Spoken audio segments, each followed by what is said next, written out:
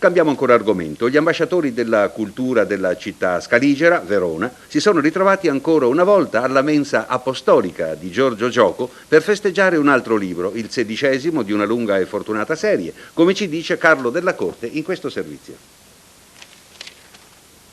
Ha detto Orio Vergani che se fosse nato a Verona avrebbe fondato il premio 12 Apostoli invece del famoso Bagutta.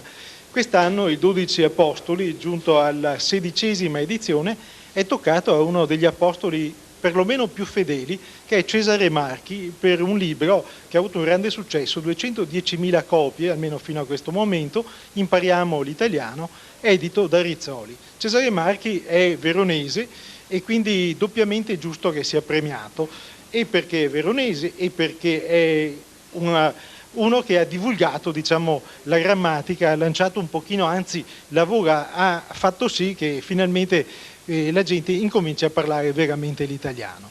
Cesare Marchi, dici un po', sei contento di essere vincitore a casa tua? Sì, direi che gioco in casa, ecco, in un certo senso.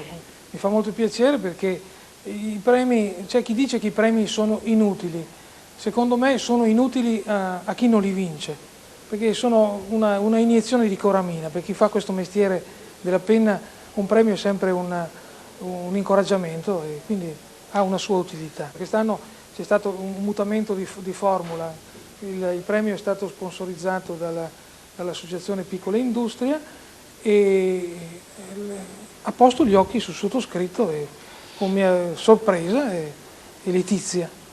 Giorgio Gioco, patron illustre di questo premio, che oramai dopo 16 anni si è collaudato, arcicollaudato, com'è il bilancio aggiunto alla 16ª edizione del 12 Apostoli?